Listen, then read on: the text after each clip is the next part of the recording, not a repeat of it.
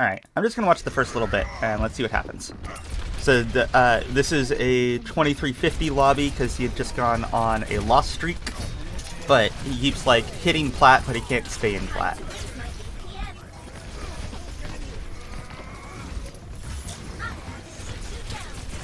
Okay.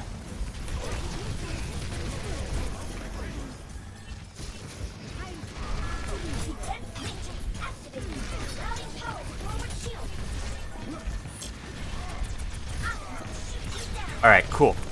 Actually, we'll finish this fight in a second, but I just want to point out you have one really good habit, but we need to fix your positioning, yeah? So, do your POV first to show the habit, which is this. I mean, that was a good kill. Lucio fed. You look behind you. You're checking out your supports. You're making sure everything's cool. Yeah? Kind of waste their boosters, whatever, but like, you are constantly checking out to make sure, like, nobody's flanking, which you can see all 6 people in front of you, so you don't actually need to be checking like that, but I love that it's a habit. Yeah? It should be a habit. Better that it is a habit that you sometimes do unnecessarily than something that you forget to do. Far, far, far better. But, alright. This is going to be a whole lot right at the beginning, probably. But, so, how do I want to start this?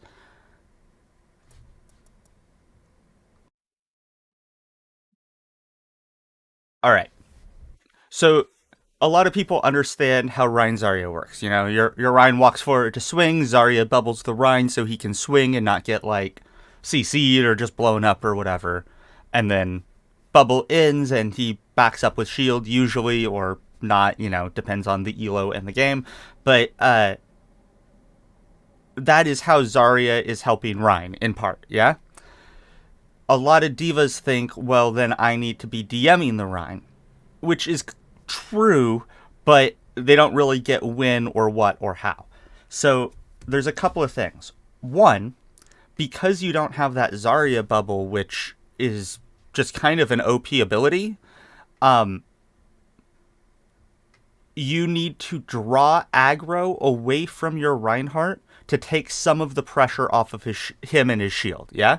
So, like, if you're standing right behind him, the enemy is all shooting... Oh, I forgot to start my pen. 1 second. But, like, the enemy is all shooting in a straight line, yeah? They don't have to aim anywhere else, so all of their fire is just concentrated right here, right on him.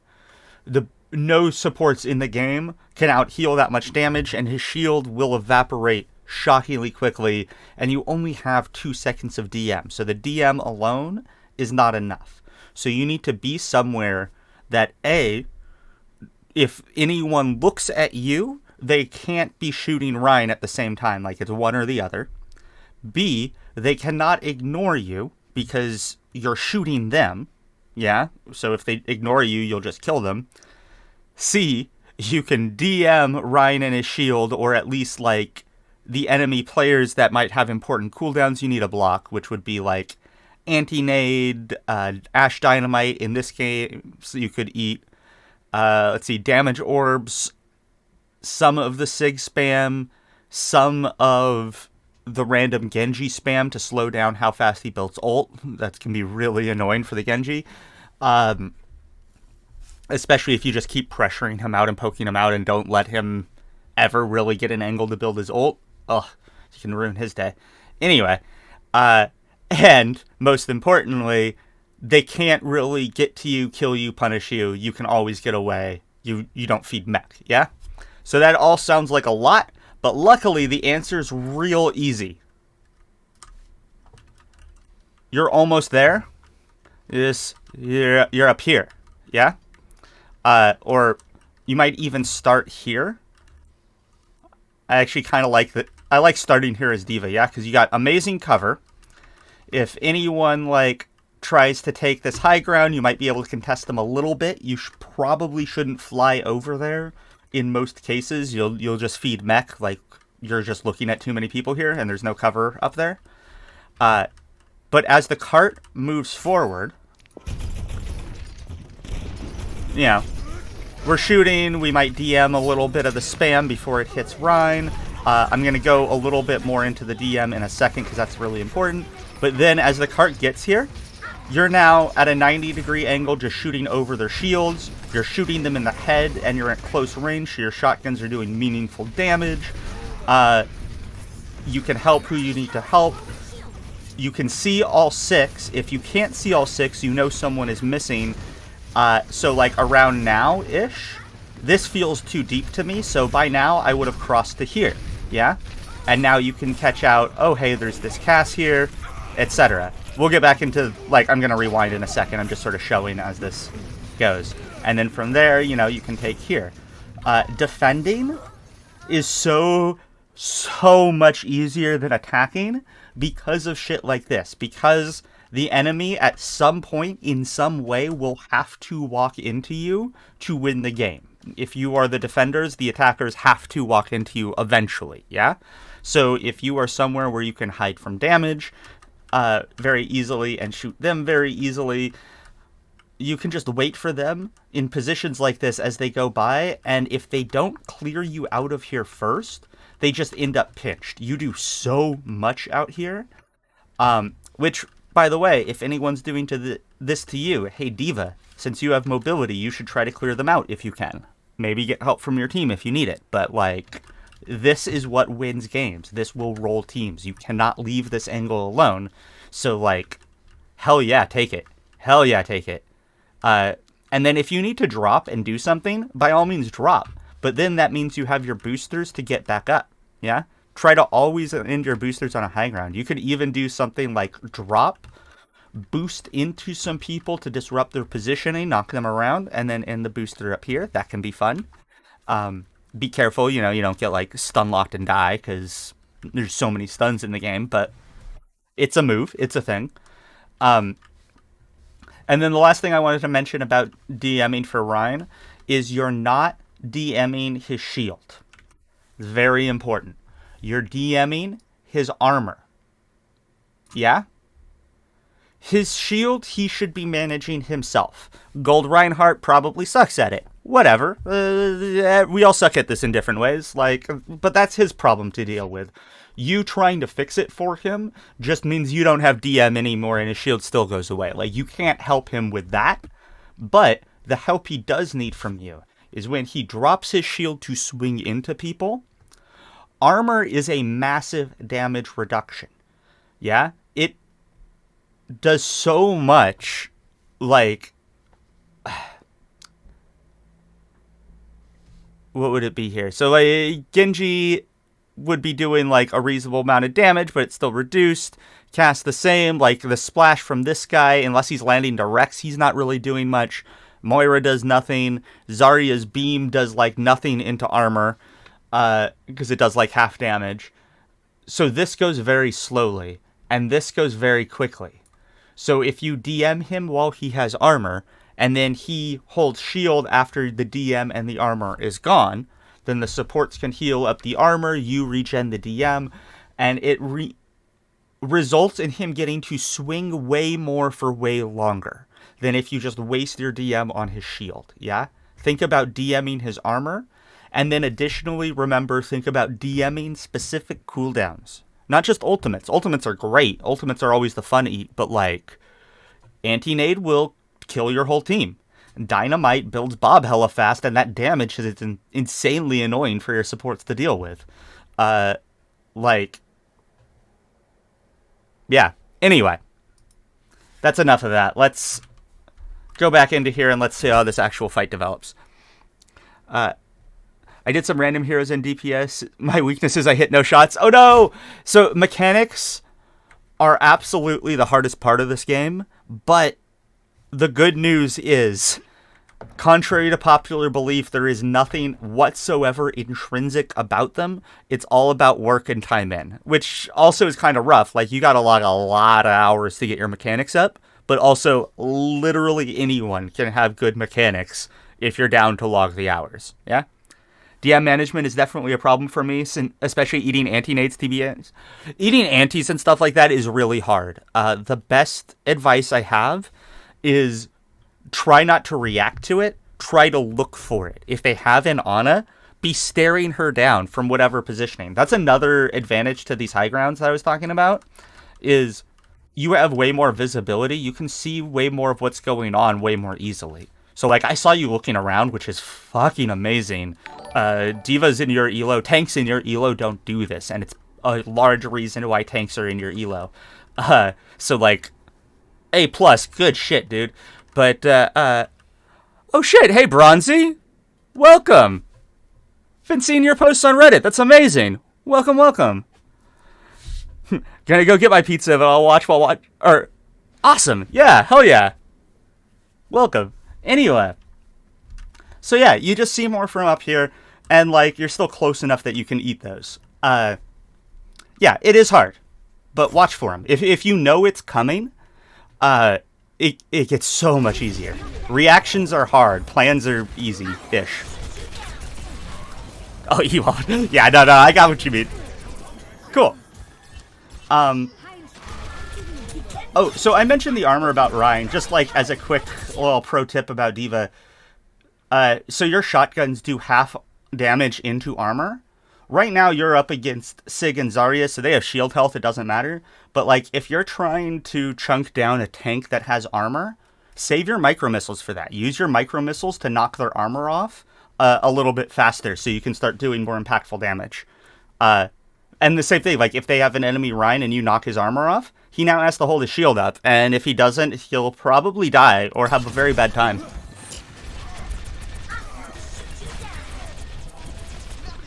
Had to take a mental break from streaming and whatnot because some things happened, but back at it now. Aw, sorry. I mean, we all got to deal with shit. I'm sorry stuff happened, but, like, good that you took a break, and glad that you're back at it. Oh, good kill. Yep. And then, so, like, the high grounds and everything solve this problem, but you're in open space a lot. This is just a really common problem with a lot of tanks in general, because, like, you have huge health pools, you have shields, you have DM, you have all kinds of stuff to, like, help you live. So you just sort of, like, vibe out in open space and figure you'll get out alive. The problem is, the more you climb, the less true that'll be, for starters, but also you want to be able to commit your resources where you choose to commit them, yeah? You don't want to be forced to use them just to live. Getting to choose how you use your DM to help your Ryan with his armor, to eat whatever those cooldowns are, eat her damage orbs, shit like that, versus I now have to use my DM just to walk out of here and maybe not feed my mech. That's rough. Cool. I get it. And so, like, here you would have a couple of options with this. So, like I said, instead of being right behind the Rhine, you might fly up to here. This can be pretty good, but I don't really like it in a moment just like this, because you can't see your team and it makes it really hard to help them. This is just a very aggro position for you right now. And instead, I would probably look to fly into here and take this angle. If they start pushing the cart forward, the cart ends up body blocking for you, so you have some protection. You can, like... It's hard... Well, it's not hard. They would have to, like, come up here, drop down, and then come into here to flank you. Which they could do, and you should pay attention for that, but, like, the likelihood of it happening in this elo is very slim. Versus, like, here, where you just don't want people to back up on you. Yeah? And if you're worried about that, like, you could also be out here, which is a little bit safer, but what's the cart move in? And also, like, your Rhine's walking up. And I think I just heard an ult, so that actually changes things. Let's see. Yeah, your Rhine shattered. Okay, so I'm gonna give you a whole bunch. I'm gonna talk about phases, like, phases of a fight in a second, but the short version right now is when you hear ults going off like this, you can call this the engagement. Like, this was so clearly an engagement. The fight is starting now, yeah? You guys were poking at each other, you were trying to take positioning before, and now ults are going off and we're in. So one of the best skills you can develop right now is recognizing this moment and reacting to it instantly. And your reaction to this is, fuck, we're in. So you have a couple of options. Dealer's choice here.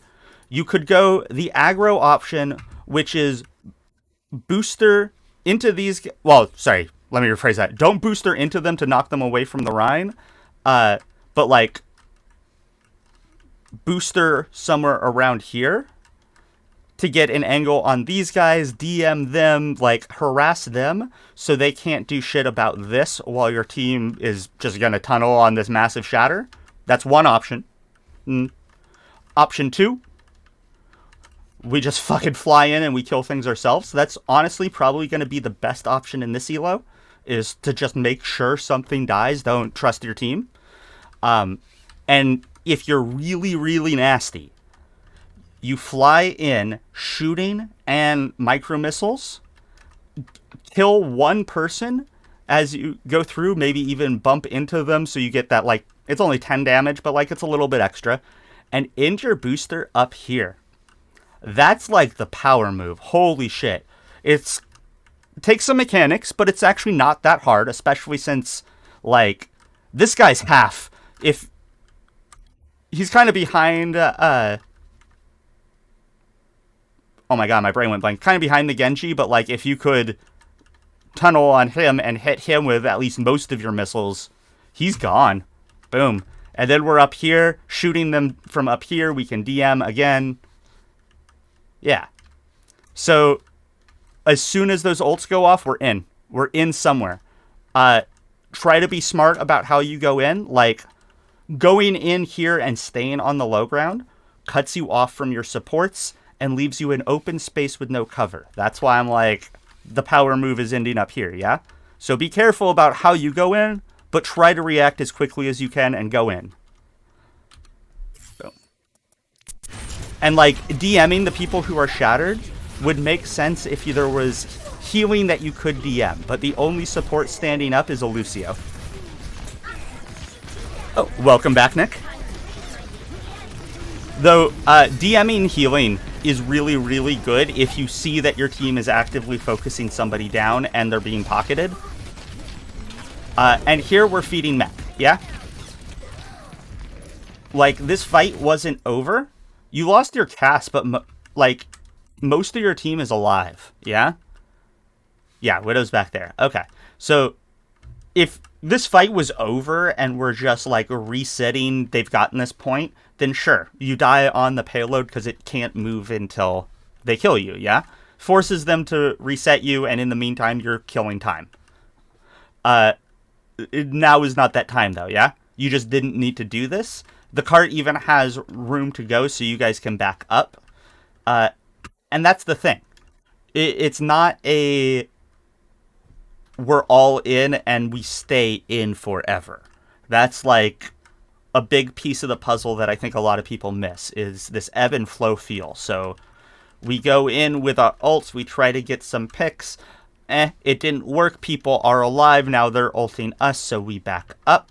We get, or, you know, even if they aren't ulting, maybe we're just low on resources, whatever, we back up. We get our resources back. Maybe we get some ults online, whatever it is that we need to push. And then we push back in and we try again. And so long as you back up and live, you get to try again. Yeah? And this push and pull feel, especially as a tank, the sooner you get this down, the sooner you're out of this elo and you're not back again. Like, it's big. It's really, really big. Oh, thanks so much, Midna. Tier 1, 3 months. Goddamn, dude. Welcome, welcome. Okay.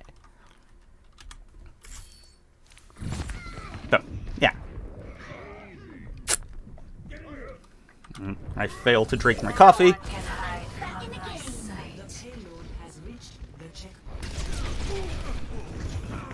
Okay.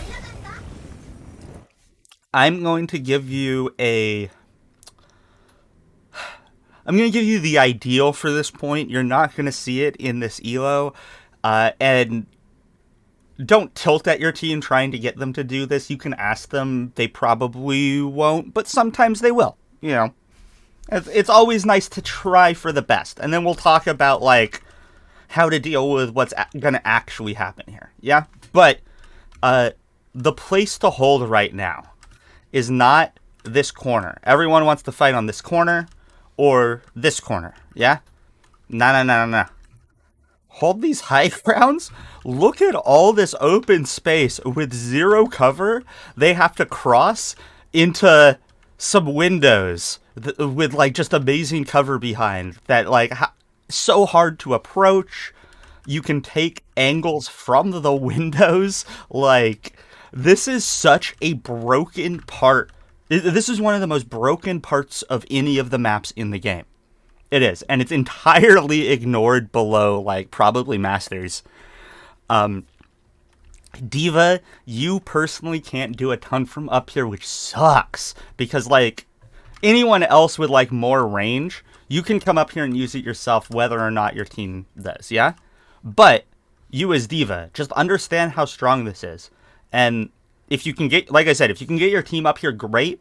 But more to the point, if you see teammates up here, come help them, because they're doing the right thing, and this is so strong. Yeah? Cool. Alright. Soapbox off. Let's talk about the ranked shit show that is before us. My team never takes high on this point in my ranked games unless we are on defense. First placement playing with plats and golds, I'm scared. Don't be scared. It's fine. They start you around 2350, give or take, so it should be golds and plats at first. But here's the thing. Until you're, like, in 4600, nobody's all that good. They're not. Like, they can be good, but they're not intimidatingly so. They are absolutely beatable. And even 4600 players, they just tend to be, you know, cracked. You can't make a mistake. Got plat since the last VOD review. Thanks a lot. Oh, rad. Awesome. I'm so glad. Alright. Is this defense or attack? Defending.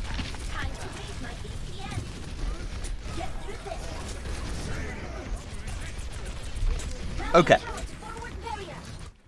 Now, I have no idea what the fuck just happened. It was probably dumb.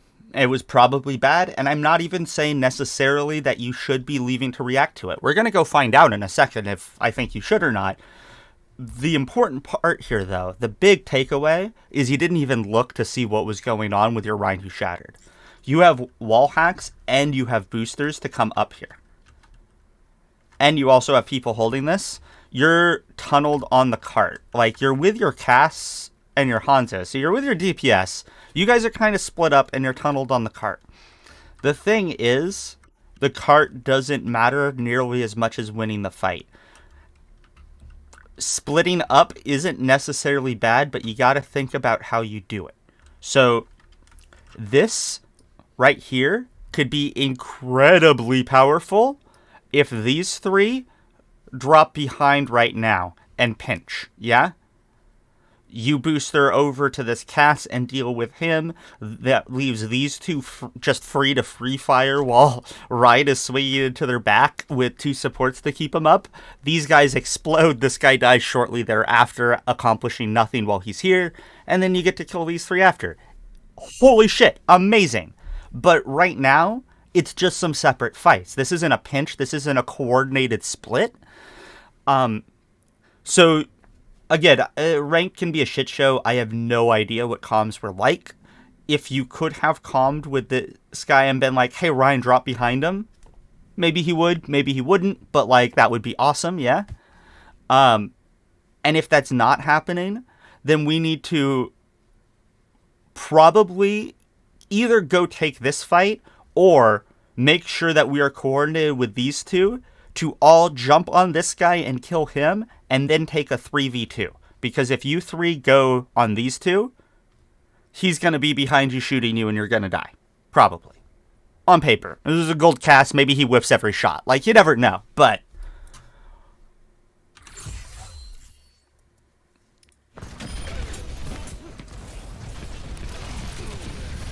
You do go on the cast. I like that. And it does look like your Rhine dropped down. He dropped wrong, but, like, you can't control that. And maybe there were comms. If that was coordinated, it was awesome. Like, I don't think your Rhine meant to do that. He lives, though. Holy shit. If he did mean to do that, that is style points for sure. Yeah, fuck the Lucio. Get this guy. He can kill people, and he's harder to kill. Or he's easier to kill. Nice eat on the flash. Good job. So, again, let's just talk about ideals for a moment. Carts here. This high ground right here, like this corner, is so insanely strong in these stairs. Less often in gold, but especially in plat, you start seeing it a lot. Don't forget about this little window. Like, that Genji will absolutely love to climb over here and poke people in the back or blade from back here, etc. So be aware of anyone that can jump over this and just, like, harass them out. Don't let them use it. You don't have to tunnel on it. Just, you know, be aware of it. And, like, you hanging up here, even if your team isn't, it's like those high grounds along first point. You're close, you can DM as the cart goes around. It creates the pinch for you, so you're just, like, now shooting them in the back and doing meaningful damage. It's great, yeah? You can hop up on these and drop behind them, but this is super aggro and risky. I like these boxes during or right after the engagement when the enemy team is tunneled on people other than yourself. So, like, if other teammates are ulting, you coming here is incredibly strong, because if anyone tunnels on you, they're tunneling away from the teammates that are ulting. And if they don't look at you, you're point blank in their fucking face, yeah? So taking a super aggro angle then would be strong. Right now, you can just be vibing up here, yeah? Back up down the stairs if you need, like, cover. Boom. Drop, do something annoying, fly back up. You know, whatever. However you want to play it from there. Oh, thanks so much for the follow. A new name, too. That's a great name, actually. Well played. Tunnel vision is definitely a problem that I sometimes have. I have to be honest with that. There weren't any comms besides sometimes the Soldier and Mercy. That's fair. Yeah, like I said, Raked is a shit show. I like to give people the ideal, but also tools to deal with what actually happens. Because what's the saying? Like, no plan survives contact with reality? Nice, good kill. Yeah, oh, you didn't have your boosters. Okay. I was like, booster at him, but you had just used them. That is one thing I should mention. You tend to use your boosters kind of randomly a lot and cancel them a lot. And so, that counts right there. Okay, you have two options here. You either don't cancel your boosters and use them to end up here. That's option A. Option B, since this is kind of a cleanup fight-ish, like, I don't know, it's getting like a weird, messy guild fight. These guys are still coming in rather than backing out. Whatever, but that's their mistake, not yours. You guys, you're rolling. Let me show you this real quick. I'm just going to slow it down real quick. Right here, you booster at him, and right when you hit him, you quick melee. The quick melee cancels your boosters, adds another 30 burst damage onto it, and sends him flying a little bit further in a nice consistent arc that's just oh so easy to track. It's a great way to get off the execution. You gotta be careful with it though, because it's canceling your boosters, so once you do that, you're not getting on that high ground for at least a little bit, yeah? Wait, what's tunnel vision? Tunnel vision is when, like, you're thinking so hard about one thing. Like, maybe I'm watching the Zarya so hard that, because I want to eat her grav. I know she doesn't have it, whatever. But, like, I'm going to eat her grav. And then you forget entirely about the Genji on your back line and the Cass high nooning and, like, etc. Because you're so focused on the one thing, you forget about other things going on in the game. Hey, thanks for the tip about changing skip distance on left and right buttons. I found out you can bind those to arrow keys. Also, you can bind space to pause through options. It's bound to Control P by default. So I tried binding space to pause at one point, and it did not work. But Oh, right, because I think it's... Yeah, Control P doesn't work. It worked for me just now? Huh. Okay, you know what? I want to finish this VOD review, but after this VOD review, I'm going to take a second because that is one of the things that has annoyed the hell out of me with this, is not being able to just hit a hotkey to pause. So, like, little things about your positioning, but I say little, they're actually super massive. They're just very easy changes to make that are going to make a huge difference. Yay, we love those. Instead of standing here, stand here. Yeah? You can still peek. I mean, you don't... There's no reason for you really to peek, because your shotguns do, like, negative damage from here. And spamming out your micro missiles, like, you could... Actually, it wouldn't be... Like, it's not amazing value, but it's not the worst value to just, like, send your micro missiles into the shield here. Because, like, this shield will break super fast, and that's... You can't miss them from this range, so either he drops his shield, and maybe your DPS can get an easier pick that way, or you break the shield faster, whatever, and you'll have them back well before the team gets in, yeah? Spamming them out for shield break when it's way this early, I think is a great use of them, and it's about the only thing you can do right now. So, don't look at him. Why let him shoot you? We're just chilling here. We can, like, DM. We can, like, peek occasionally to see if there's something we gotta DM. But we're chilling. Yeah? We could try to encourage our team to come up here. That would be nice, but, you know. Whether or not they do it, who knows? Who cares? We can hope for the best, but still carry anyway. But yeah, tanks in general just tend to take a lot of unnecessary damage. And as DVa, like I talked about how you need to draw aggro away from your Rhine. You shouldn't try not to take too much damage doing that. Like, that's why we play cover and etc. But a certain amount is unavoidable. So avoid what you can, yeah?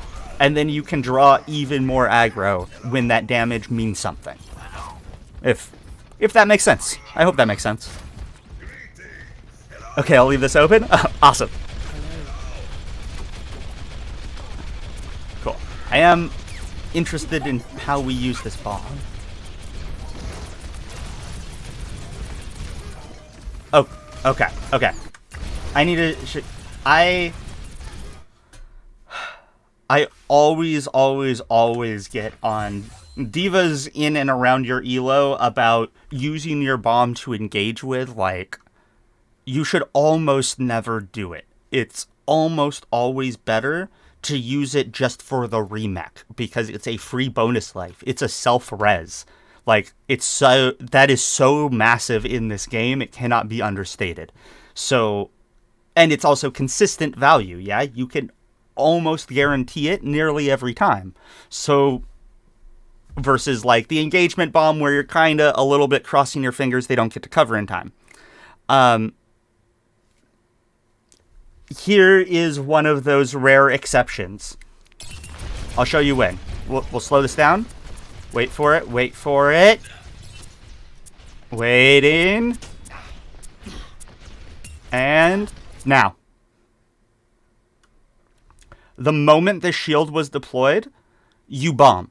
Because Sig can't retract his shield and then deploy it again in time because of the cooldown. This Genji, he can get out.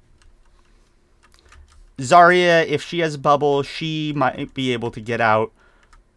Sig, maybe, but probably not. But if we send the bomb to, like, here sort of thing, so it's seeing a little bit into that doorway, you probably get one or both of those tanks. This Cass is boned. These two are also dead, so it's a minimum of 3k up to 5k depending on the Zarya's bubble status, basically, and just how good these guys hustle. She has both bubbles, so you kill 3 people. Oh no, the worst bomb. Yeah, so you would just win this fight, and they're just back to spawn. They just start over again. And there's only a minute left in the game, so you use a single ult to make it already next fight. And then they're walking into visor, shatter, window. You said your soldier was in voice. You tell your soldier to go up to high ground. Maybe you type. I can't remember if you said the BAP was. If you type in comms, maybe he'll go up there. Get him to window up there with the visor, and you hang out with them to DM them. And then once again, when they cross this open space, you just hose them all down while Ryan does whatever the fuck he wants to do, basically. And then you win this game. I mean, we'll see how it actually plays out. And, you know, you never know. Like, maybe none of that works. But it seems like a reasonable plan from here. From this moment, this seems like a one game to me, if you play it right, yeah?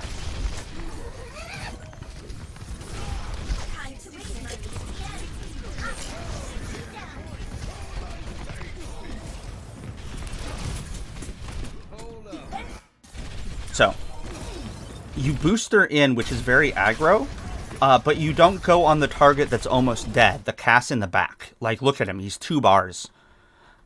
You instead go on the Sig that's full HP, and the Cass gets healed up. And he gets healed up by an Ana. So, if you had put your DM over the Cass and hit your micro missiles, he was dead. Because you would have eaten this healing, he's gone. You would, I have no idea what's going to happen here, because gold can be weird, but, like, you want to vibe in plat and above, this move would feed your mech. That said, 1 ult for 1 kill is always good value. I say this a lot, like, always trade an ult for a kill. This is one way DVa can trade an ult for a kill. You kill that Cass, you DM him, you hit your micro missiles, which means you've now used all of your abilities, DM, micro missiles, and boosters to get in, so, like, cool, at least we used our mech. We got a kill. We try to get out. We'll get part way out. We'll lose our mech. We hit Q. That forces them back, makes a little bit of space. If we're really lucky, might even get a pick. Probably not, but, you know, makes a little bit of space. And now we're back in mech. Man advantage, full suit, ready to fight. Yeah? Great, great play, if that's the play. But instead, we're tunneled on the Sig here, which is a little unfortunate. And that gives us around, yeah, so this is a 2350 lobby, because of a recent losing streak, I believe you mentioned, which is unfortunate, but you said you, like, bounce back and forth between gold and plat, yeah? And the thing is, I do see a lot of good habits and good instincts. I think the looking around and looking at your team that was amazing at the beginning, I think that disappeared. Correct me if I'm wrong, but I imagine that's like one of those things that you're working on. So at the beginning of the game, it was in your head and you were remembering to do it. And then, like, as shit devolves, it just sort of, like, fell by the wayside. That'll happen. Try not to let it. But, because, like, it's just such an incredible habit that just does not exist in your elo, yeah? It's just an instant leg up for you.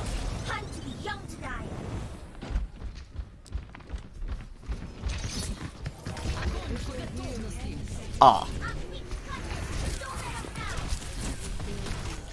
So, you see one of the best skills to develop as DVa, and experience helps with this, just straight up playing the game, but, like, while you're playing the game, really watch the enemy players. Like, learn to watch their play styles and how they're playing the game, because when they change something up, they're probably going to ult you, or, in this case with this Ana, like, this you probably just didn't even see coming, it was kind of a weird play, but this Ana, she just walked into a DVa.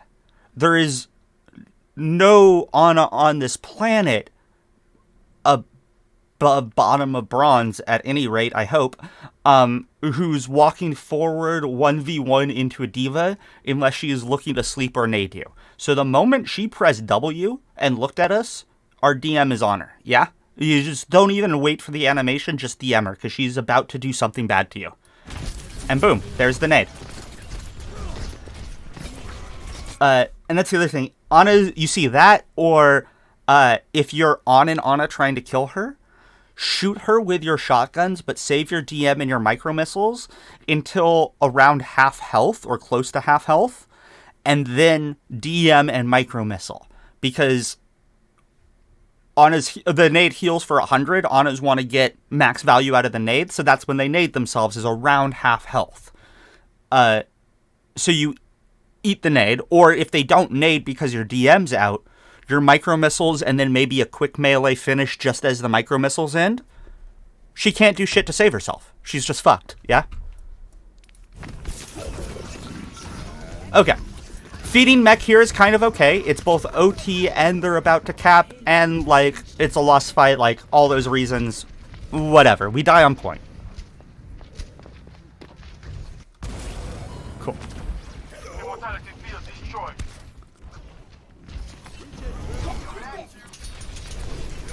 Nice eat! That was really good. Yeah,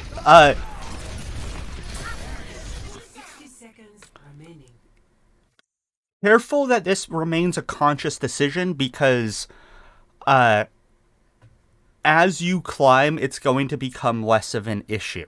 But for the elo that you are in, everyone and their mother will shoot the Genji deflect. So if you see a Genji deflecting, you could just DM him. Yeah, unless you're, like, really saving your DM for something else, that's usually a good DM target, because your teammate will shoot it, and then you end up eating whatever got deflected.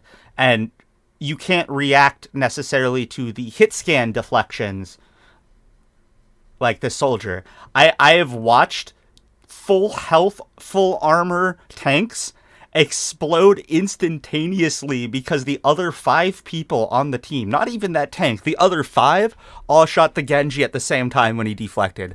Poof, there goes an entire tank. It's not fun. So, yeah. But like I said, it's one you want to pay attention to, because starting around, like, mid-plat, people are better about it, and then as you climb, they'll just get even better about it, yeah?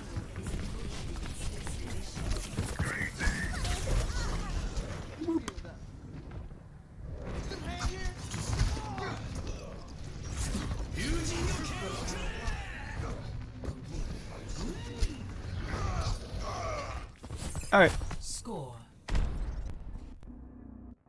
Boom. They cap with a little bit of time. Unfortunate. Oh well. Oh, went too far. My bad. Okay. 4, 3, 2, 1.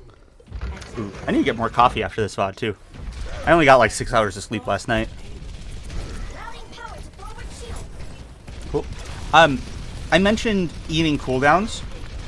Eating Rhine Fire Strikes is a nice thing to do, but that's all it is. Like, that's its level of value. It's nice. But, again, we're in the elo, or we're pushing into the elo where things start to change, yeah? From, like, plat on up, the game really starts to change. In very drastic ways, and people get smart, yeah? So, a smart Ana, and I've seen plat Anas this smart, will wait for their Rhine to, or wait for the DVa to eat their Rhine's Fire Strike, and then throw the nade right after, because now DM is gone, yeah?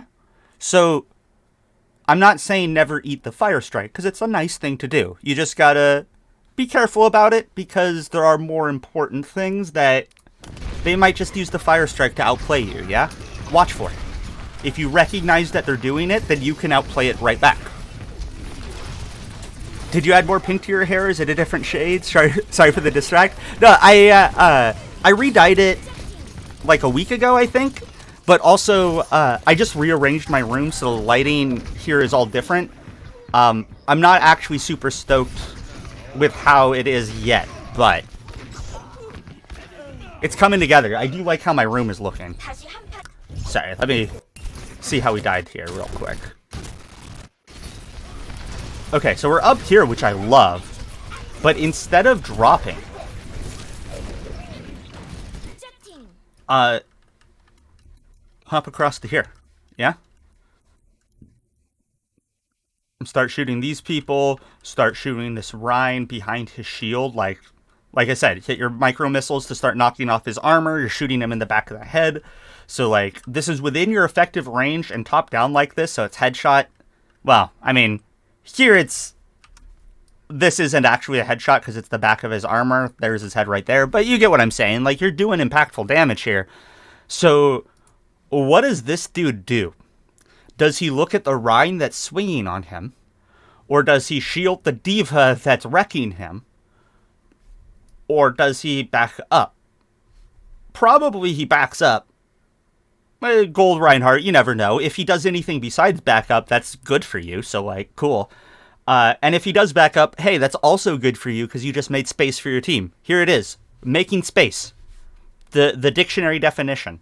We've created 2 angles, so the enemy team is forced into a pinch, or they have to retreat. Boom.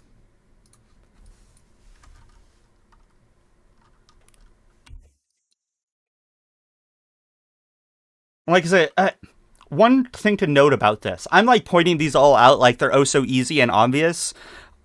Don't be mistaken. Like, it's because I've played the game and like a lot and thought about these things a lot, and I have the experience, and also I'm looking at this after the fact, and that's always easier.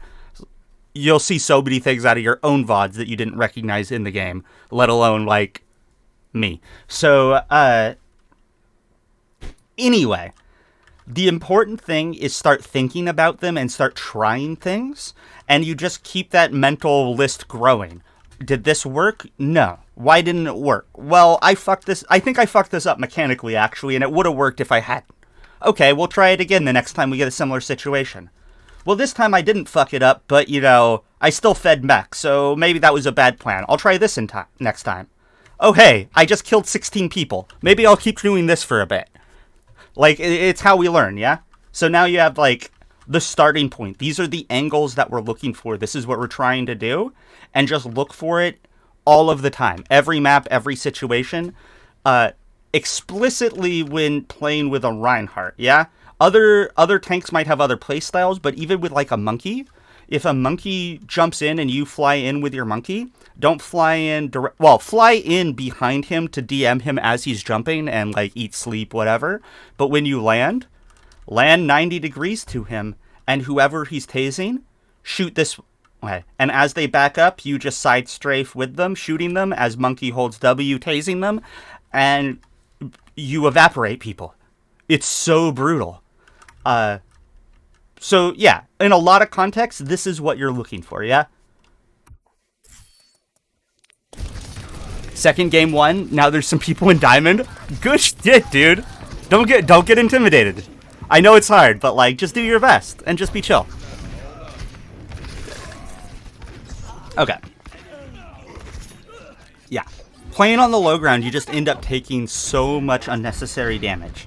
And again, I'm not saying never be on the low ground, but typically you want to drop to do what you need to do and then fly back up to a high ground as soon as you're done. Yeah? Hell yeah, push him off. Good job.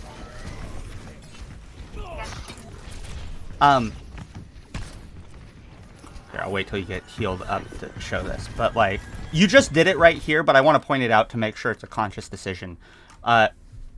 Your armor, in large part, determines how aggressive you can be, yeah? Because against most opponents, or a lot of opponents anyway, your armor does a very meaningful, impactful damage reduction, yeah? This health goes so fast. This health goes so slowly. I've talked about it a couple of times, yeah?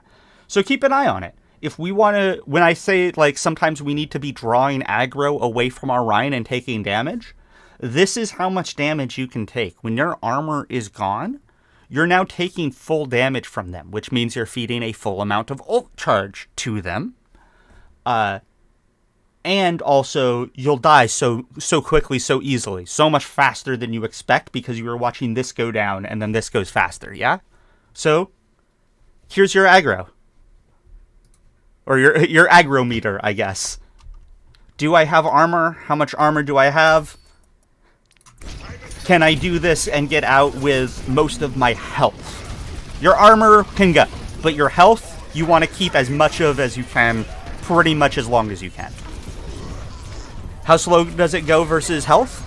So armor does a 5 damage reduction off of every instance of damage. And what that means is, like, Widowmaker body shots for 120, yeah?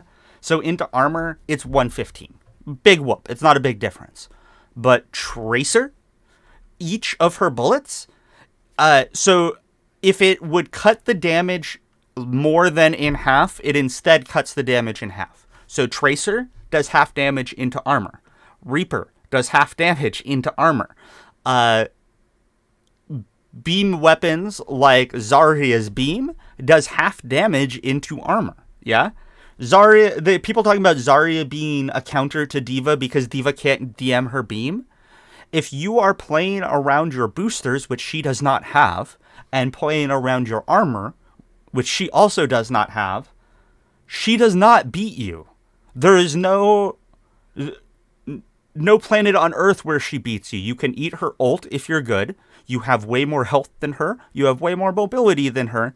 And she, like, so long as you're playing around your armor, she's actually not doing a ton of damage into you. If she's 100 charge, then even with your armor, it's still a lot. But, like, then you boost away, and you just don't fuck with it, yeah? She shouldn't be able to kill you. Alright. Yep. I mean, you know, but I'll just say it out loud anyway, like, it's only a 10-second respawn to get you back in suit, and you're so close. So weigh the time you think it would take you to get back into the fight with how long you think it would take you to get back in your suit. And I'm not saying hard feed on baby DVa, but you can't be chill, and you have to peek them and shoot. You have to be shooting at somebody. Because you...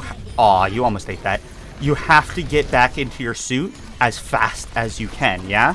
So if they kill you quickly, I mean, it's not ideal, but it's better than you playing slowly trying to get your suit back and it taking even longer to actually get your suit, yeah? I hope that makes sense. If not, I can try explaining it again. I get sometimes my brain works weird, and things that just seem clear to me are sometimes very, very not clear to other people.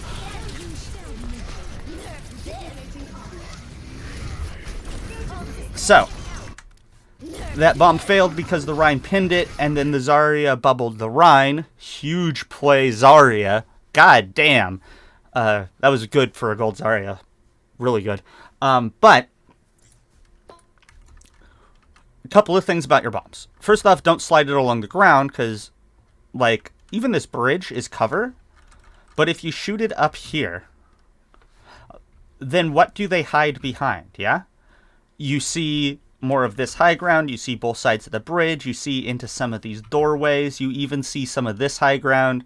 So, like, level with the high ground is usually the goal, and then you might want to think about, like, getting it on a little bit on a bias like this, or like this, depending on which of these doorways you want to see into. And right now it would be this one, yeah, so we would, like...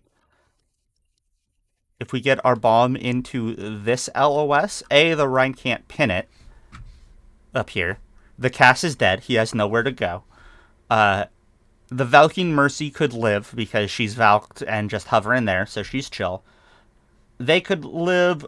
The Rhine would live, but he would lose his shield because he would have to shield the bomb to live. And I think he was too far from the Cass to shield the Cass. I could be wrong about that. So, like, timing-wise, right now, probably not the best for an engagement bomb. It seems likely to me, parsing this out in hindsight, they would all probably live, and you would probably just break the Rhine shield. Especially with the Zarya bubble, and she was clearly ready. Yeah, this is not good timing for the bomb. But, all other things being equal, like, this is how you want to throw it. Another good trick for the bomb. So you could, like, throw it through this window so they don't really see it coming, and then it comes through here. And if you really want to get tricky with them, slide them along walls. I'm trying to think if there's a good example here. You know, we'll keep watching, and if I see one, I'll try to point it out. I don't see one offhand. But if you slide it along a wall, it really messes with their perception, because they're looking at it through wall hacks, like the little marker where it is. It really messes with their perception of where it's going to land, and you can really surprise people by having it pop around that corner just before it explodes as it slides along the wall. Ooh, that was good. That was really good. Yeah, kill her. Fuck it. Unlucky. Oh my god. Unlucky. That is very unlucky. If tracking just a hair better, maybe. But, really? Come up here. Fly up here and shoot down at her. Yeah? Then you're landing more headshots, and it's always easier to shoot down on somebody than it is to shoot up at somebody, yeah? Whee! And then, like, yeah, it would suck if you, like, she gets out alive and you don't want that, but it gives you the option to back up and not feed mech if you realize you're not going to win it.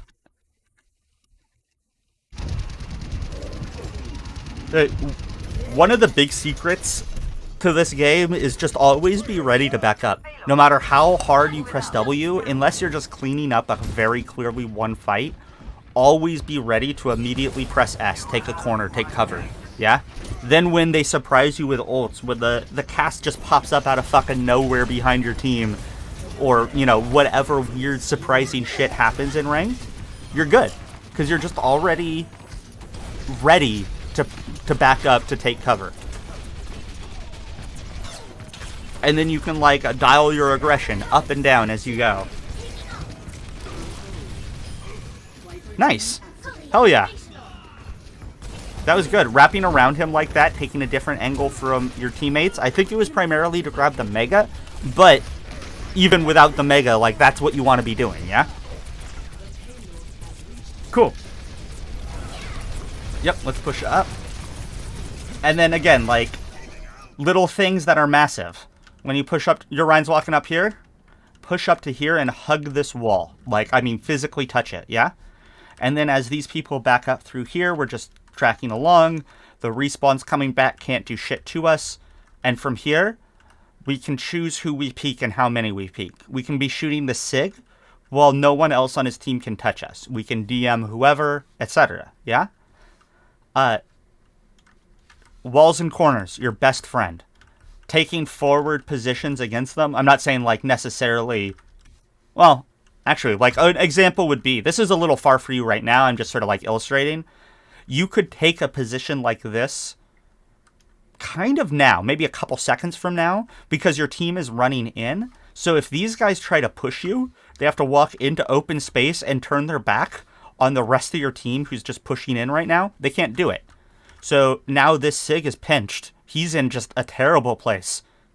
Everything is bad for the Sigma if you are right here right now. Which, to be fair, you can't get to from here, but some foreplanning, some, like, our first booster got us to here early, and then our next booster we come through here, maybe DM a bit to cross if we need to when we land here. Yeah?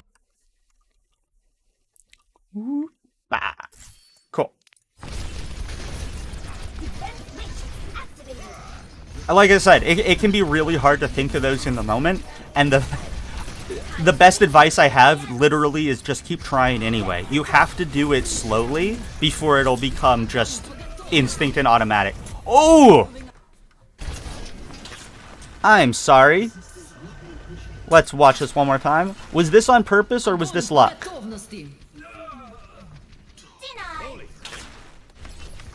That was such a huge reaction. Holy shit. I can't react that fast. If that was on purpose, that was massive. I'm an old man. I cannot eat those. I have to see it coming. If I don't see it coming, it's in my face.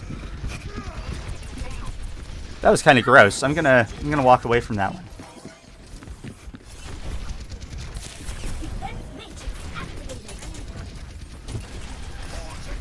Oof. Yeah. Yeah.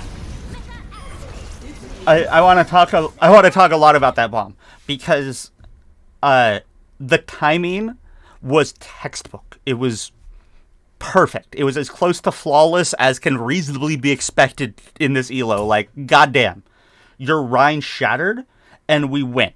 Yeah, you could make that reaction like that hair bit faster, but I don't even care. That was great. Yeah. Think about, like, if you can train yourself to react like that to the voice line, like you hear the voice line of your Rhine shattering and our bomb's just going.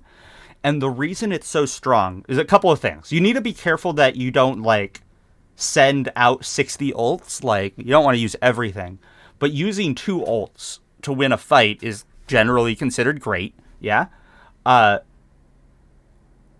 And when they both go off at the same time like this, there's times where you want to stagger them versus simultaneous, but when they both go off at the same time like this, no one knows where to look, yeah? You split them apart, and you probably kill some people if you time them very close together. So the mistake of this bomb was it landed here versus, like, landing up here in the air somewhere.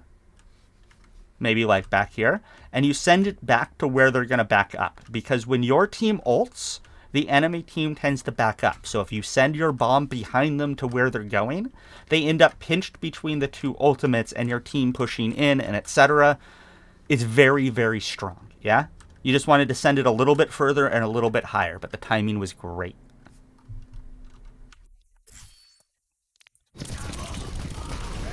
Now, I want to be clear, you don't... Like, it's not like 100% of the time your teammate presses Q, you press Q. But, like, that is a way to use your bomb that is very, very good.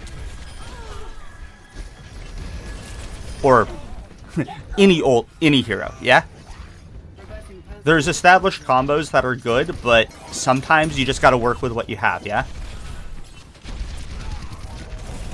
When you would want to layer your ults versus hitting them at the same time would be something like, let's say they have BAP Lamp, so you, or like, maybe like the 6 shield, Rhine shield, whatever, so you throw your bomb out to force them to commit that resource, and then your Rhine shatters right after, so his shatter can go off and you guys can get the picks. As an example, an idea. Like, it could be other things. You can also do it to, like, force people into Cass's LOS. If you guys pinch right, that's pretty hard to do in ranked, but, like, if you see the opportunity, that can be huge. You can also use it to zone the enemy back when they're ulting. So, like, I'm not saying necessarily always do it. Again, you gotta use your head, but, like, maybe this Sigma lifts you up, and so you hit your bomb, and it might kill the Sigma. If he's good, he's already ready to go around cover anyway, so he'd probably live, but it makes it so no one can follow up on it, yeah?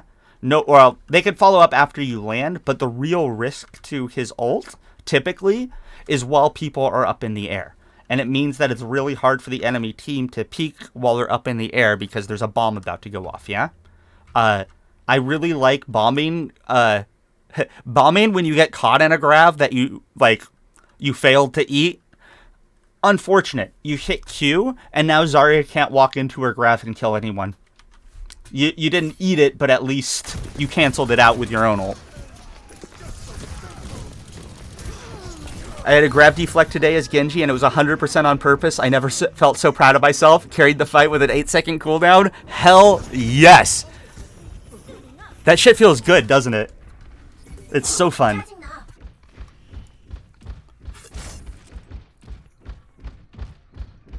I had, so I just recently started playing Sigma, because, like, I need to get good at him, and I'm not. And I had my first Pulse Bomb eat on Sig. That was on purpose, and I was very proud. I still haven't gotten a grab with Sig, but Zarya, please don't tell people to bomb my grabs. Love me some gravity grab bot. Yeah, I would be leery of this in your elo, but an excellent use for bomb higher up is to clear minefield. And the reason I say be careful of it in your elo, it could still be excellent here. I say be careful because wrecking balls can be incredibly hit or miss until Diamond Masters, early Masters. And their minefields will often be shitty, but your team will also be worse at dealing with them too. So if you see a minefield that you think is really going to pose a problem for your team, bombing it, specifically while it's still the mid-fight, like everyone's still brawling, everything's still really going, bomb it. Like, it forces the enemy back, it might get a pick, but at the very least, it clears the minefield. You canceled an ult for an ult, that can be huge value.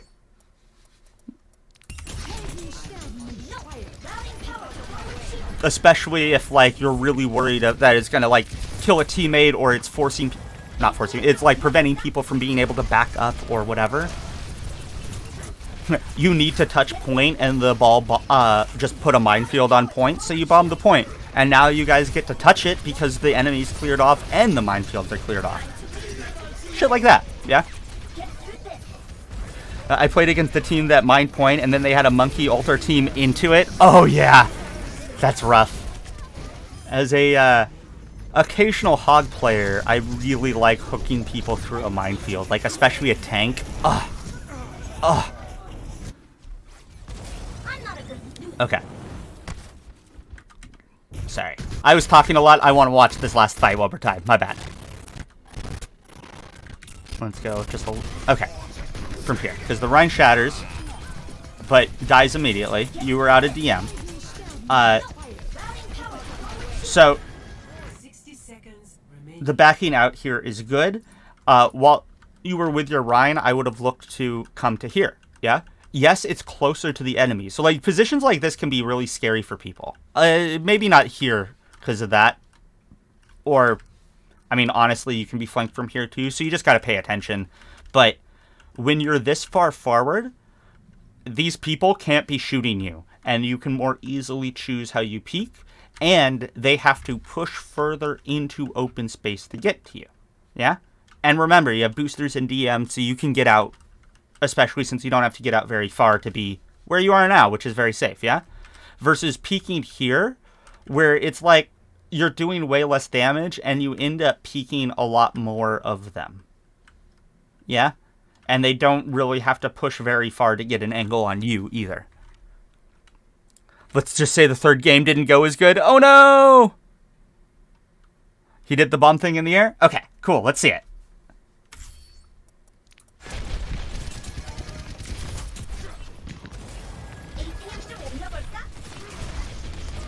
Okay, yeah, it looks like you guys are going to cap.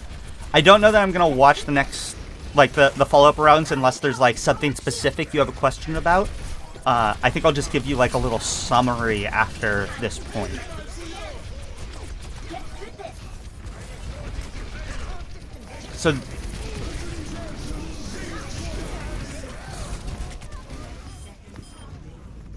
So there were two reasons this timing was bad. The first reason is the soldier visor, which everyone hit Q at the same time. It's kind of unfortunate. It's a little bit... not the worst. I feel like it's a lot to ask of a gold DVa, and it's not a lot to ask of a plat DVa. So, as someone who wants to be staying in plat, this is something you should start working on now, is track the ultimates that you can or / need to do something about, yeah? BAP window, it's kind of nice to track because if you save your DM, you can, like, eat that massive amount of damage as your team tries to back out around the corner. If they don't back out, then, like, that's on them. They'll die. Genji, whatever. Visor, though, we might be worried about. Sig, whatever. Yeah? So we would look at this during the game, and I would track the soldier ult at least. Maybe the BAP ult. Anyone else is bonus. But, like, these two you in particular care about, and actually maybe even the blade, because you might have a plan to bomb when he blades so he can't commit with his blade on your team, yeah? It's valid. The ones that you want to do something about, try to track them. And a good way, a good starting point for tracking your ults is you can generally assume that people will have them every other fight. I don't like doing it by time-based because amount of time is going to change by elo. People build their ults slower in lower elo, but the fights are slower in lower elo. So it still usually works out to every other fight, typically. And then you can adjust that based on whatever you've seen. If, like, we're trying to track this soldier ult, but this soldier is really bad and he's dead off cooldown, maybe he probably doesn't have it the second fight. Maybe we start really worrying about it the third fight, yeah? Versus this guy just lighting up the kill feed. He might have it at the end of the first fight, yeah? We might want to be ready for it, like, before the second fight even starts, sort of thing. Yeah. So the timing on this was bad because this happens and we just die in the air and we can't DM it. And also, there was lamp out still, and there's a shield out, and the bomb drops behind the shield, mostly. So for all those reasons, not great. The other reason is I would have already bombed. And I'll show you when. Where is it? Boom.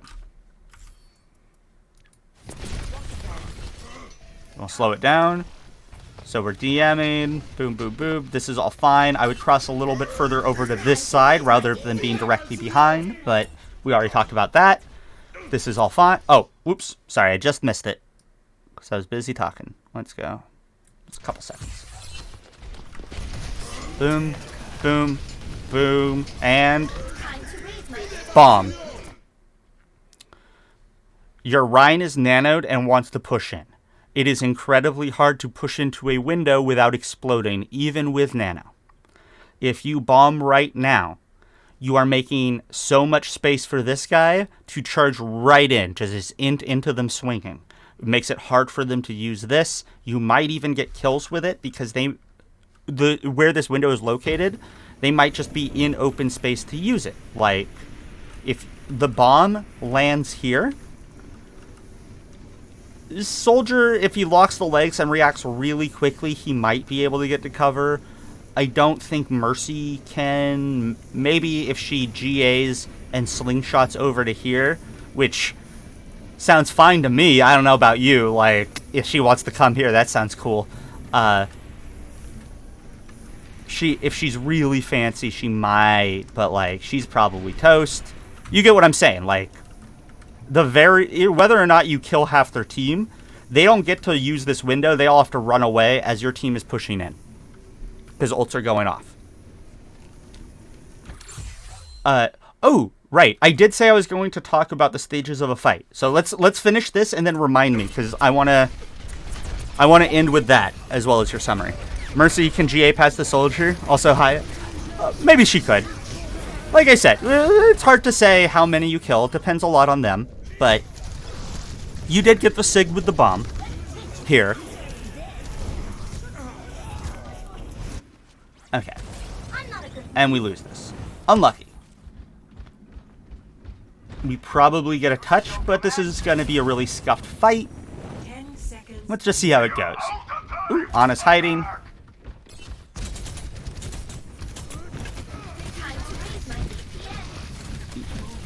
It's unfortunate that your Ana went to touch. She shouldn't have just yet, but whatever. Yeah, this is all fine. Ooh, don't shoot the shield. Yeah, okay, now you gotta deal with him.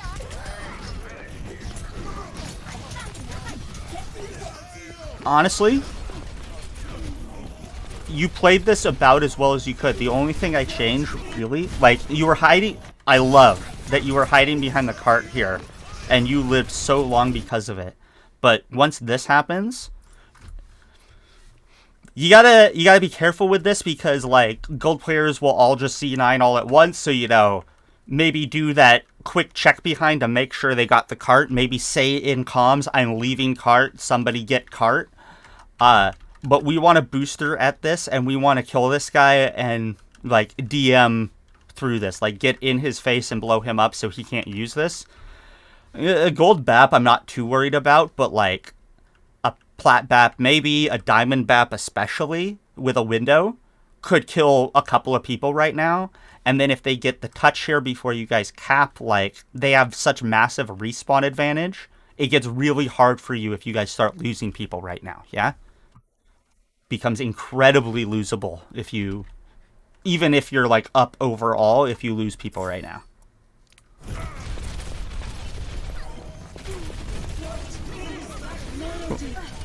BAP with window is very scary. Yeah, I watched a low GM BAP when BAP first came out. and his rate of fire, primary rate of fire, was actually a little bit faster. And there's a full health Roadhog that had just used vape. Full 600 HP, had just used vape, walking across like open space, and not even a huge amount of open space, like just a little crossing. And she drops window and literally 2 taps a full health hog because landed all 6 headshots. He also did slightly more damage, I believe, at the time. I think he did like 75 instead of 72 or something like that, but just brap, brap. Cool. Round 2. Complete. All right. Now let's just get to Ready for battle. a little blank wall.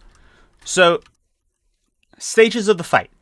This is kind of interesting because it's one of those things that you're just not really going to see very clearly until, like I said, like High Diamond, maybe even Masters, really. But, especially as a tank, but really for anyone, understanding this now is really useful. It will make so much of this game so much clearer to at least you. Yeah? And that will be the deciding factor in at least some of your games, is at least you know what the fuck is going on and what you should be doing, even if no one else does. So, stage 1. Pre-fight. Whoop. And I'll go into these in a sec. I just want to list them out. Oh, my handwriting is beautiful. Oh, whoops. Let's move this over a bit. My bad. 2, poke.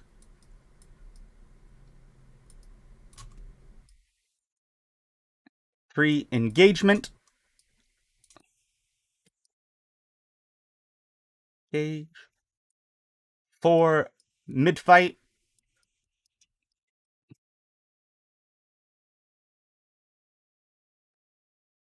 And 5, cleanup. So, my friend is a master support. One of his favorite clips is at 4K he got with solo window. It's very strong. Old BAP was overtuned. Current BAP is overtuned. Old BAP was just ridiculous.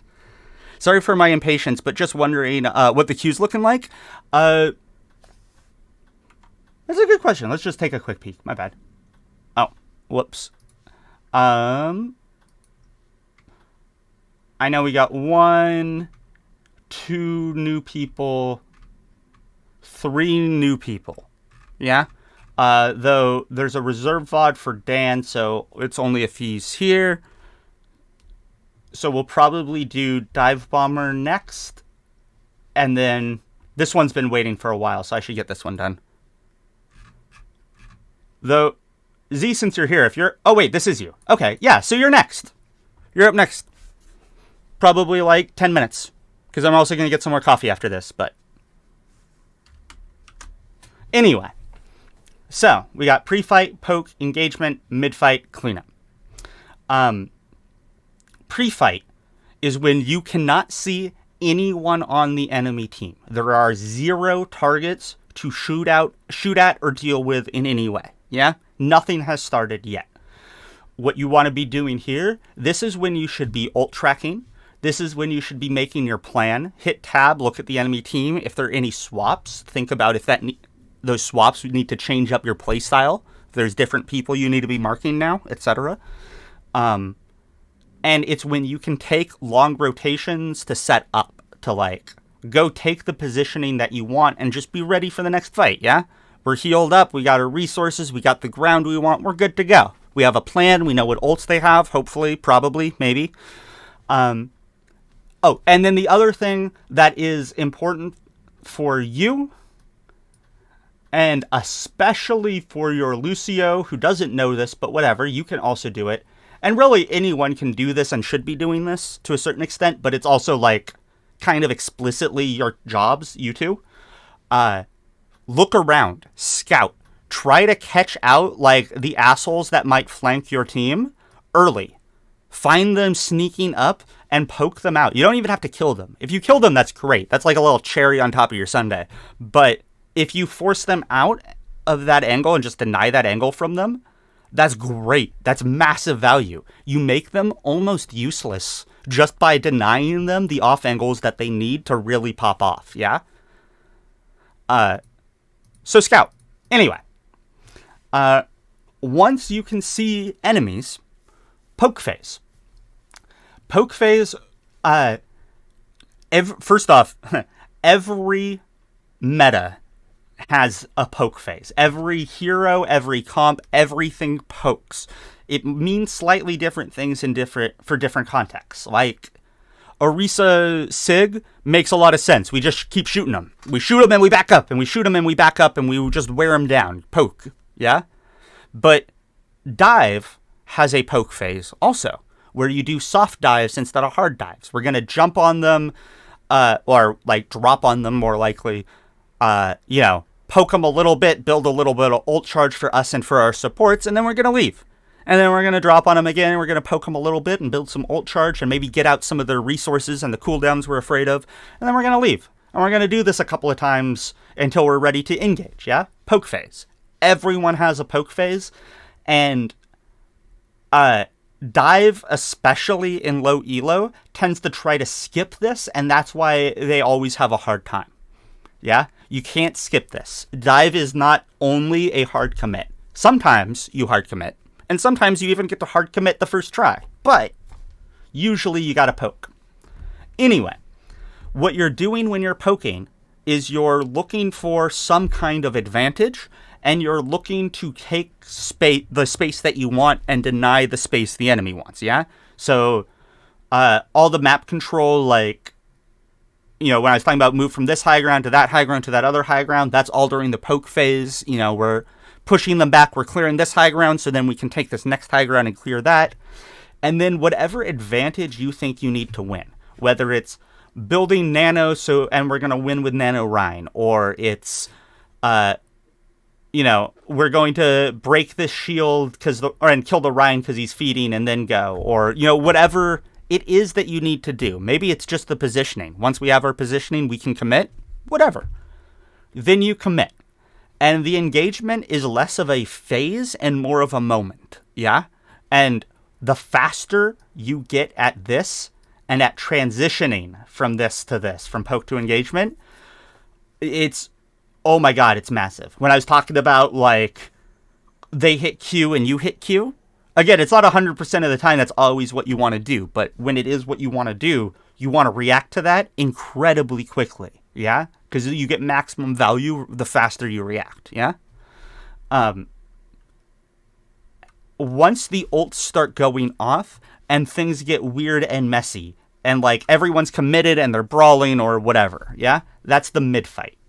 Fairly clear. I think most people would recognize what the mid-fight is, yeah? During the mid-fight, you want to take a more aggressive off angle, but you can't leave the fight. So it can't be a long rotation, but if you just booster to a different high ground that's more aggressive, etc., this is when you want to do that. This is when it is most important for you to draw aggro away from your team or punish the enemy for choosing to ignore you instead. Like, it's also, you should be leery about using too many ults in the mid-fight, but it can be good if you're not sure which way the fight is going to go after the engage, especially since, like, both sides might use ults to counter each other. You might throw out an ult in the mid-fight to clutch things out. And this is when ults like Cass's High Noon, your DVa Bomb, tend to be the most effective. Because everything's messy and weird. People are in weird places, and you guys can pop up out of nowhere, send your bomb in a weird place, and you'll catch people off guard. They just won't be nearly as ready for it during the mid-fight. So, mid-fight bombs, if you want a bomb for kills versus saving it for your mech, you'll usually find more success in the mid-fight. Like I said, engagement bombs you usually only want to do if you need it to make the space for the other ult, or you have seen that the enemy team, like somebody or multiple people, has just entered open space way too deep, and they cannot possibly get to any kind of cover. Sig shield deployed, Rhine shield's broken, whatever. They can't deal with that bomb, and for a fact it will kill 1 or 2 people. Then sure, you engage bomb. But otherwise, mid-fight, save it for your mech. And then finally, cleanup. Cleanup is once one side has won the fight, which typically is if you are up 2, you've won the fight. Oop, not what I meant to do. So, your Ana died, but you got their Ana, their Genji, their Cass. So it's a 3v5. You have won this fight. You should not use ultimates. You can now, don't hard feed, obviously, but you can now leave your good positioning, drop from your high grounds, etc., and go chase kills, because you're up so much, the likelihood of you getting punished for that, so long as you're not, objectively stupid about it, you're probably not going to get punished right now, yeah? So you can go commit for kills. Just make sure they don't trade you back. Yeah, you can't die now. And you can also, circle back to pre-fight, start planning, start scouting, start taking good positioning for the next fight. If you have lost the fight, yeah? If you got their Ana, but your Rhine and your Reaper are dead, this fight is lost. You should not ult, and you now have 2 choices. Get out alive with your mech, or die. Immediately, as fast as you can. And you seem to have a grasp on this. I don't think this is something you didn't know or understand. I'm just saying it, yeah? This is... when you've lost this, that's when we clean up, we reset, we try to take the next fight. Circle back to pre-fight while you're respawning. Think about what ults they have. Start making your next plan, etc. Yeah? So, what I would love to see from your DVa, the 3 things that you should be working on, yeah? 1, usually I try to prioritize them, but I don't know that I can with these. Just they're all really important, yeah? High ground off angles.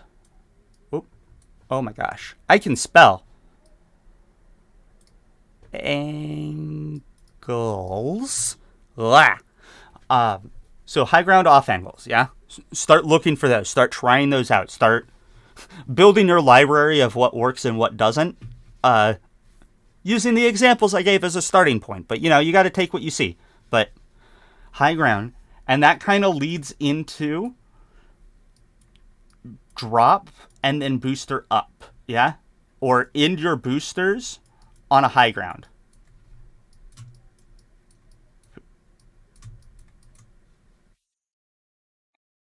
In boost there, yeah?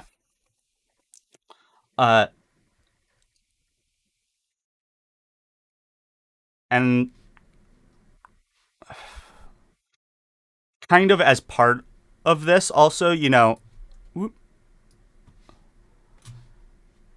play cover, yeah? Don't feed unnecessary damage.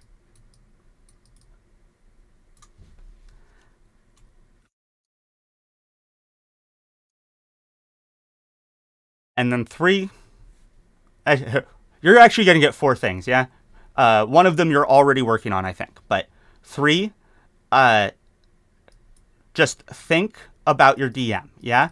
And what I mean by that is think about what you should be DMing and who you should be DMing, yeah? So both cooldowns you want to be looking for to eat, ults you want to be looking for to eat, but also people you want to be looking for to eat. So, if they have a Reaper, you should be marking the Reaper and you should be eating his damage when he comes in, because then he doesn't get the self-heal and he's way easier for your team to focus down. If you start screaming in comms, Reaper, Reaper, I'm DMing the Reaper, kill the Reaper while I'm DMing the Reaper, you might actually get help doing it. You will need help. But anyway, think about your DM and how it needs to be used. And then 4, this is the one that you're already doing, but you forget about, and it needs to be a more hard habit. Look look around you. Just look around you. At the very beginning of this VOD, you were doing it every few seconds, and it was amazing. Like, it's hard to give a number to the thing, but like every 3 to 5 seconds is sort of the idea. You want to be looking around at your team and see what's going on and understand what's going on. And it makes everything else so much easier. You'll understand more of what's going on, so you'll be less confused. You'll be able to make better decisions. Like, but yeah, like, there was a lot good about what you're doing, and I think a lot of the problems stem mostly from the positioning. So that's like really the big one. The rest is all really good. The rest is nice things to work on, but the positioning is the big one, yeah? The positioning alone probably gets you in plat and hanging there. Maybe even higher. Cool. Do you have any questions about any of that? And also, I missed a bunch of messages. Whoops. It's a bit habit of me. I sometimes try to get away as Tracer and end up staggering for 20 seconds. Whoop. Unlucky. I don't seem to know when I can get away, even though I know when the fight is lost. Was going to skip your VOD, but also play Tracer, so I'll watch it and skip after, maybe. I was just in a Widow headshot only with Gale and Kefri. I was kind of scared. Oh, goddamn. Yeah, better not hit your shots, Kef. Gonna call you for hacks. I had a 15 kill streak until they joined, and Gale was the only one playing. Kef was AFK. Meh. Alright. So I know we have Z Addicted next. 3190 Tracer. Awesome. So let's do that. That.